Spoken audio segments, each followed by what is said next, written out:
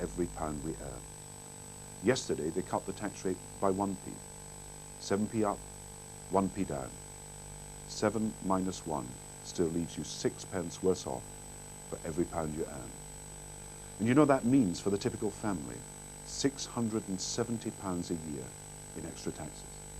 When at the last election, John Major promised tax cuts year on year, he didn't tell you the truth.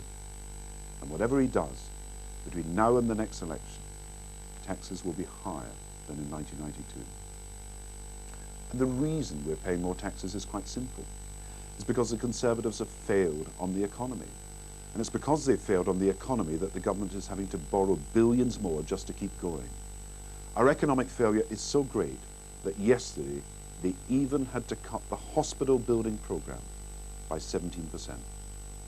I'll tell you what's gone wrong. We're falling behind. In 1979, we were in 13th place in the World Prosperity League. Now, after 16 years under the Conservatives, we've fallen to 18th place. We're behind France, Italy, and even Iceland. And we've fallen behind Hong Kong and Singapore. Now, the Conservatives may be willing to settle for 18th best for Britain, but I am not. And if you want to know why we've fallen to 18th place in the Prosperity League, look at where Britain stands in the Investment League today. We're 20th for investment. We're behind even Spain and Portugal. And what's worse, we're 35th in the World Education League. Now, we cannot achieve world-class prosperity if we're bottom of the class in education. So what Britain needs is a budget that will make our economy strong again by closing the investment and education gap with our competitors, break the logjam of unemployment and get our nation back to work, and make our tax system fair so that it rewards the hard-working people of Britain.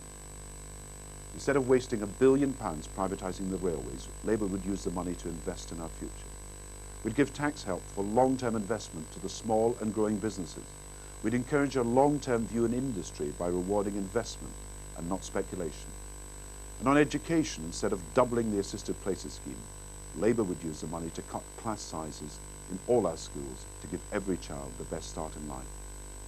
Investment in education are the keys that will unlock future economic success. But we must also, and this is our second budget objective, move people from welfare and into work. You know, it costs every family £20 a week, £1,000 a year to pay the bills for unemployment. And just think what this money, now wasted paying for failure, could do for education and for the National Health Service if we could cut unemployment. Now, I believe it's time to implement a bold plan to get the long-term unemployed and young people into work. We all know what unemployment does to the young, and we also know the problems that affect our communities when there are unemployed young people with nothing to do and nowhere to go.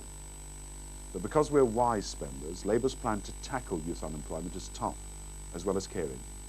Caring because it offers 4 choices to young people: a job with an employer, work and wages with a voluntary organisation, work and training with a new environmental task force, or a chance to go to college if you don't have skills.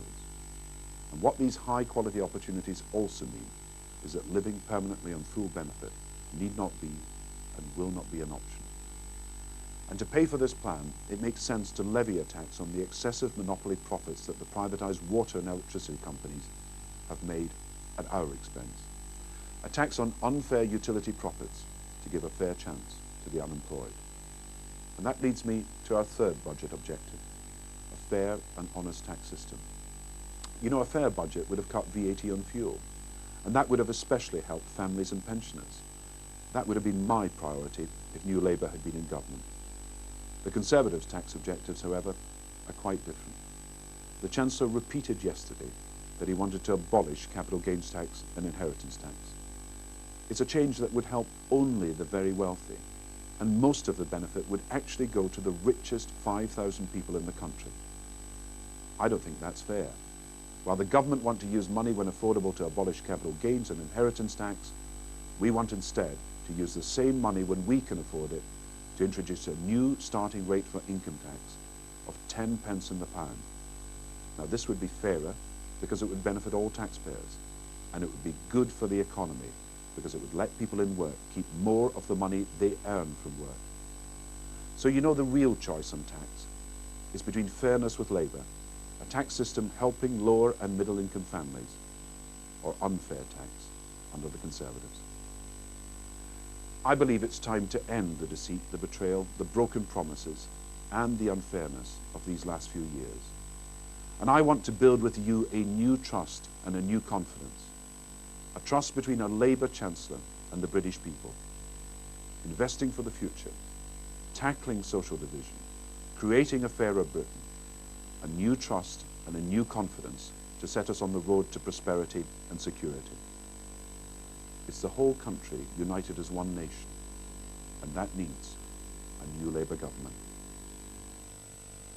That was a budget response by the Shadow Chancellor of the Exchequer, Gordon Brown. It'll be repeated on BBC2 at 10:30. They were oversexed, overpaid and over here, and so were their prejudices. With respect, these men are soldiers too. They are entitled to... Entitled? Negroes? The shocking reality of what happened to black GIs in wartime Britain is a story left untold, until now. Remember, the Army never loses. Inspired by true events, The Affair is a major new film for BBC1. It is a passionate love story with devastating consequences. Mummy, you do want Daddy to come home, don't you? This is a respectable married woman. Who happens to be white. I can't stop, Esther. It is a film not to be missed. I asked you, do you believe me? Forget him! We have to get on with our lives! Courtney B. Vance and Kerry Fox in The Affair, Sunday at 9:05 on BBC1. There's European Championship boxing, snooker and a preview of the second test in South Africa in Sportsnight in an hour's time. A tribute first on BBC1 to Paul Eddington, who died this month. He's on top comic form as Jim Hacker in a 1984 episode of Yes, Minister.